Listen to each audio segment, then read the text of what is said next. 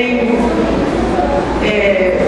esteja achando um pouco diferente, mas os meus convidados sempre são aquelas pessoas que já conhecem a nossa festa, né?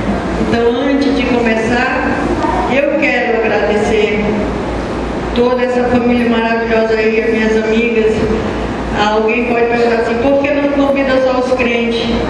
Porque nós todos somos filhos de Deus e essas pessoas, a Norminha, a Dona Socorro, a Nete e minha irmãzinha, Helena, todas as pessoas que foram convidadas, inclusive a Dona Maria, são pessoas do meu coração, são pessoas que eu amo demais. Então, sempre que eu faço, chega essa data, essas pessoas estão na minha lista de convidados, porque eu quero que elas sejam testemunho da grande bênção que eu recebi na minha vida. Hoje estou contente, muito feliz, porque estou com minha cunhada, que é uma testemunha do que eu passei. Minha linda sobrinha, que eu costumo dizer a minha estrela, né? Que desde pequenininha é comigo sempre, todo tempo. Minha pequena Antonieta, que eu amo, e enfim, todo mundo, todos vocês que estão aqui, as crianças, agradeço em nome de Jesus.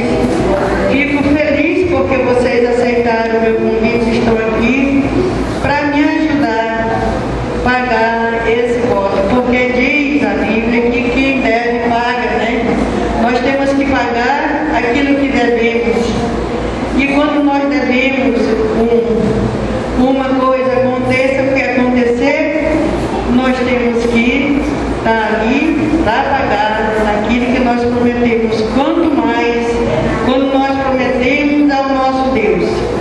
Eu sempre faço esse culto na minha casa, mas hoje, daqui 2 vezes, já que é feito na igreja, pedimos a autorização do nosso dirigente para fazer aqui, né, para o conforto dos irmãos, e ele, como sempre, é assim um dirigente, o nosso dirigente do nosso coração, que tudo ele está com a gente sempre, em todas as dificuldades, na abundância, na dificuldade de tudo.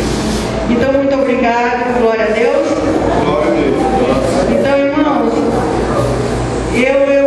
eu quero assim contar para vocês com muita calma essa bênção, o motivo desse culto. Há 43 anos atrás, todas as pessoas sabem que a medicina era muito difícil. Se hoje está difícil, antes era mais difícil ainda. E a gente não tinha nem mesmo ultrassonografia, sabe? Quando uma mulher engravidava, ficava esperando o neném nascer primeiro para saber o que era. Quando nascia, dizia, é homem ou é mulher? Né? É homem, é mulher. E assim acontecia. E foi o que aconteceu comigo. Eu não sabia o que era, se homem, se mulher. Começamos a preparar o enxovalzinho, todo rosa, todo bordadinho, tudo bonitinho, com borboletinho, com nominho, tudo rosa, né? Que a minha esperança era que fosse menina, né? E essa minha cunhadinha linda e abençoadinha que está aí, me ajudando, minha mãe e todo mundo. Mas um problema estava acontecendo.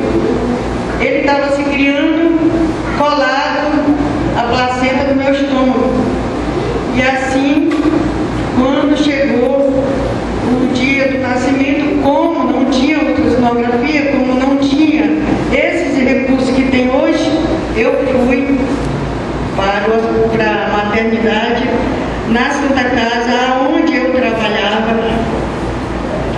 Mas na hora de ter o meu neném foi assim uma coisa muito triste, porque eu não tinha de jeito nenhum. O médico avisou a meu marido a minha mãe, meus pais, que eu não ia ter ele, a não ser que fosse cerrado a cabecinha dele, e para salvar a mim tinha que ele morrer. Glória a Deus. Glória a Deus. Louvado seja Deus.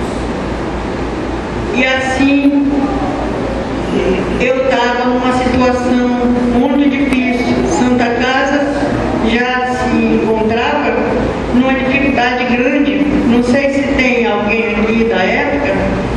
Dona Maria, sabe, também tem me acompanhado desde o primeiro culto que aconteceu aqui, já na Alvorada. A Maria sabe que antes o oxigênio, eles não viam assim como é hoje, aqueles tubos, né? Eles viam só pela uma central.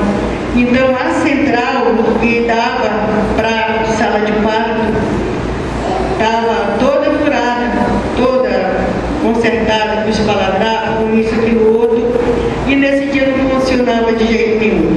Então não tinha nem oxigênio para mim. E foi avisado na sala de espera que provavelmente, se escapasse, seria só eu. O meu médico chegou a comentar com a minha mãe chorou muito, fizeram muita vigília. Minha cunhada passou a noite fazendo vigília com a minha mãe, o povo na Boa Sorte, outra igreja aqui no Alvorada. E o médico disse,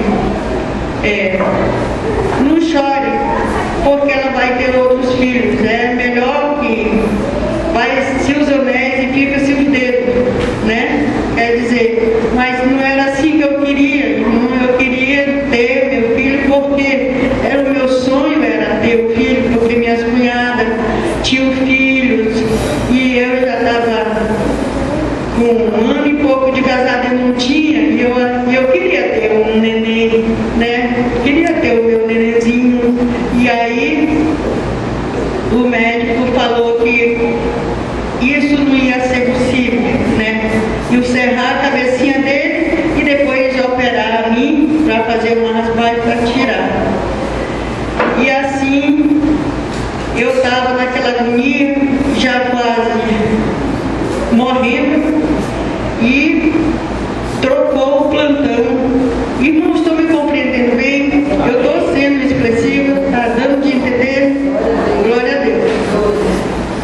Aí trocou o plantão. Naquele tempo, irmãos, acho que vocês lembram, Dona Socorro, acredito que Dona Socorro sabe disso.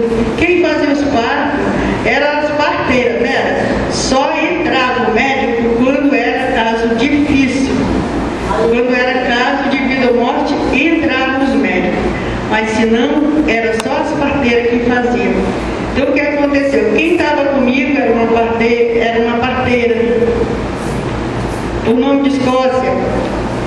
Na hora que o médico já tinha decidido que ia operar para ele morrer e eu viver, entrou uma outra parteira, por nome Maria José.